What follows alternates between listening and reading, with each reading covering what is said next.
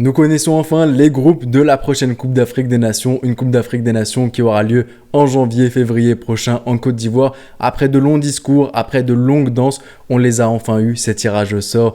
Et c'est ce que l'on va voir dans cette vidéo, réaction à chaud au tirage au sort de la prochaine Coupe d'Afrique des Nations. Et avant de commencer, 3 petites choses que j'aimerais vous dire.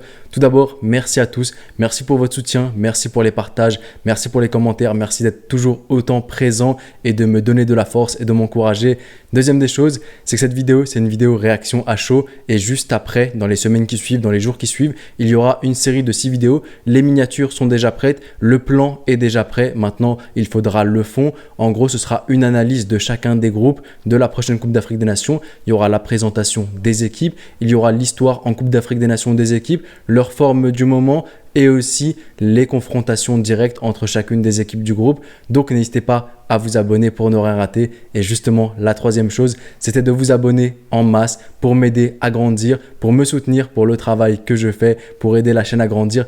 Objectif, je me fixe un objectif et j'ai besoin de vous pour cela, d'atteindre les 20 000 abonnés avant le début de la Coupe d'Afrique des Nations. Je vais faire en sorte de mon côté de fournir un travail de qualité et un travail régulier. Et de votre côté, j'attends à ce que vous abonniez si ce n'est pas encore fait, à partager, à liker. Et c'est parti pour le sujet de la vidéo. Et on commence avec le premier groupe, le groupe du pays organisateur, la Côte d'Ivoire. Elle est accompagnée du Nigeria, de la Guinée équatoriale ainsi que de la Guinée-Bissau. Et honnêtement, pour un pays organisateur, on aurait pu espérer plus facile comme groupe, mais aussi forcément la Côte d'Ivoire aurait pu choper bien plus difficile. Mais honnêtement, si j'étais ivoirien, si je me mettais à la place d'un ivoirien, compte tenu du fait que je suis pays hôte, donc forcément j'ai le 12e homme, j'ai quand même mes supporters derrière moi. Donc si je commençais face à des équipes qui sont largement à ma portée et qu'il n'y a pas beaucoup de challenge, je pense que la Côte d'Ivoire se serait vue trop belle et justement commencer la compétition avec des matchs relevés, des équipes qui vont être dures à affronter. Je trouve que c'est une bonne chose pour la Côte d'Ivoire que d'avoir ce groupe là. C'est pas un groupe extrêmement simple, c'est pas non plus le groupe le plus compliqué, on va y venir, le groupe C il est chaud,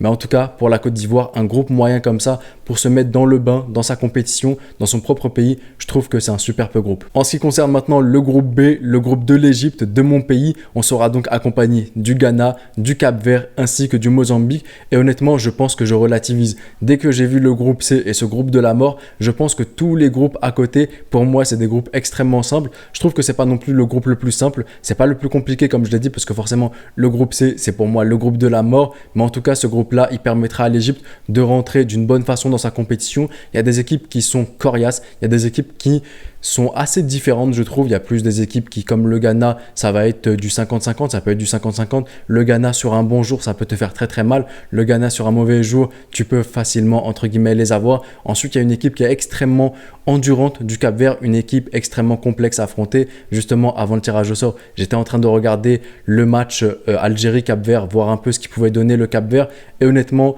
ça peut être à la portée de l'Égypte, même s'il faudra forcément s'en méfier en compétition. C'est qu'un seul match, en un match tout peut se dérouler. Et enfin le Mozambique, une équipe qui revient en Coupe d'Afrique des Nations après de longues années et une statistique à savoir 3 fois sur 4 lorsque le Mozambique était dans le groupe de l'Égypte, en phase de groupe, l'Égypte a finalement remporté la Coupe d'Afrique des Nations. Enfin bon, pour ce qui est du groupe C maintenant, le groupe de la mort dont je vous parle depuis le début de la vidéo, on a le Sénégal, le Cameroun, la Guinée ainsi que la Gambie.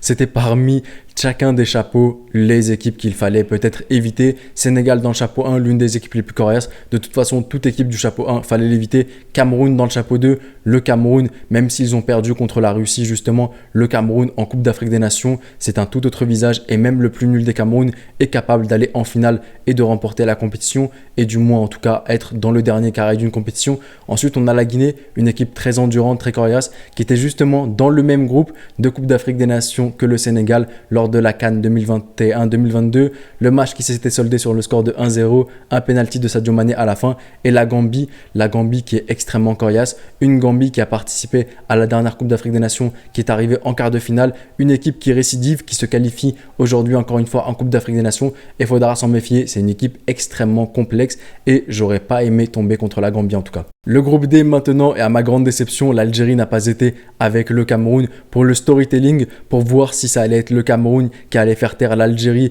ou bien si c'était l'Algérie qui allait faire taire le Cameroun et prendre sa revanche. Pour sortir mon popcorn en toute neutralité, j'aurais aimé avoir ce match en phase de groupe. On l'aura peut-être lors des tours suivants, 8e ou quart de finale ou demi ou même finale, que sais-je. Mais en tout cas, l'Algérie tombe en phase de groupe avec le Burkina Faso, la Mauritanie ainsi que l'Angola. C'est pas un groupe extrêmement compliqué. Forcément, je vous l'ai dit, maintenant je compare tous les groupes au groupe du Sénégal, du Cameroun, de la Guinée ainsi que de la Gambie. C'est un groupe qui permettra à l'Algérie de bien rentrer dans sa compétition, pas le groupe des plus faciles, donc immédiatement tu es dans la compétition. À noter d'ailleurs que l'Algérie et le Burkina Faso se retrouvent une nouvelle fois. Ils s'étaient déjà trouvés dans le même groupe lors des qualifications au barrage de qualification. Ça fait beaucoup de qualifications pour la Coupe du Monde 2022 qui avait eu lieu au Qatar. L'Algérie de mémoire n'avait pas battu le Burkina Faso. Ils avaient fait match nul lors des 2 matchs.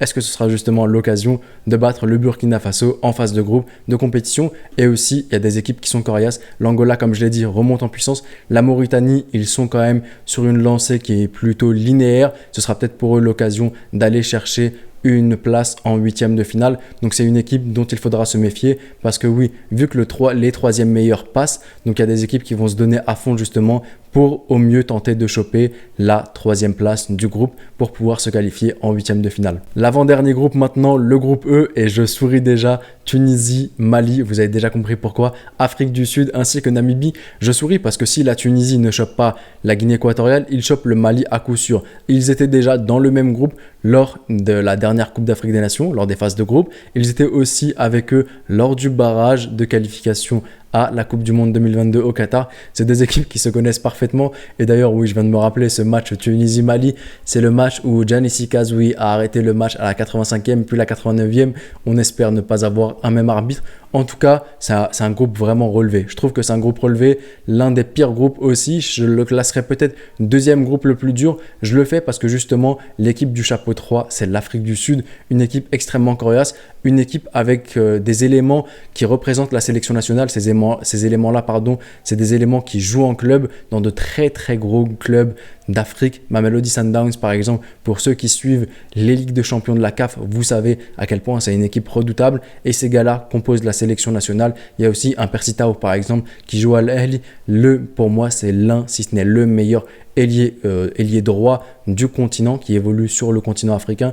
Donc honnêtement, équipe redoutable. Ensuite, il y a la Namibie. Ils avaient terminé, je crois, 1er ou 2e du groupe dans lequel se situait le Cameroun. C'est une équipe coriace qui pose problème, contre qui il ne faudra pas perdre de points. Et justement, c'est ce qui me fait un peu peur pour la Tunisie. Cette Tunisie qui est forte contre les grands, mais ensuite qui peut se rater complètement contre des équipes largement à leur portée. La Namibie, j'aimerais bien voir le scénario de ce Tunisie-Namibie. Et enfin, le dernier groupe, le groupe F de cette Coupe d'Afrique des Nations, avec le Maroc, la RDC, la République démocratique du Congo, la Zambie ainsi que la Tanzanie. 2 choses m'ont frappé l'esprit immédiatement quand j'ai vu ce groupe-là. C'est d'abord les Congolais qui veulent prendre leur revanche suite au match de barrage de qualification à la Coupe du Monde 2022 qu'ils ont perdu contre le Maroc, et les Marocains qui veulent les faire taire encore une fois. Et ensuite, deuxième chose, c'est que le Maroc et la Zambie sont dans le même groupe là de Coupe d'Afrique des Nations, mais ils sont aussi dans le même groupe de qualification à la Coupe du Monde 2026 qui aura lieu aux États-Unis, au Mexique ainsi qu'au Canada.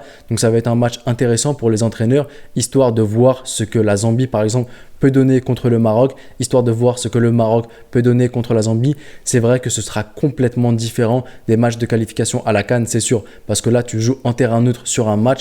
Lors des qualifications à la CAN, tu vas jouer un premier match chez toi à domicile devant tes propres supporters sur ton terrain, le climat auquel tu es entre guillemets habitué, et ensuite un match à l'extérieur sur un terrain qui est complètement différent du tien devant des supporters. Si la Zambie a un stade homologué complètement différent de tes supporters, donc tu seras désavantagé, mais en tout cas c'était une chose que je voulais souligner. Dans l'ensemble, je trouve que c'est un groupe qui est à la portée du Maroc honnêtement, et aussi à la portée normalement de la RDC, une RDC qui n'était pas là à la dernière Coupe d'Afrique des Nations. Quand même se méfier de la Zambie, une Zambie qui revient en force, une Zambie qui a quand même posé problème justement à l'Égypte lors du match amical dont j'ai fait un débrief juste avant, mais aussi la Tanzanie qui revient super fort avec des clubs tanzaniens qui sont très très bons en Ligue des Champions de la CAF et en Coupe de la Confédération. Et on arrive donc à la fin de cette vidéo, réaction à chaud du tirage au sort de la Coupe d'Afrique des Nations 2023-2024 qui aura lieu en Côte d'Ivoire en janvier-février prochain.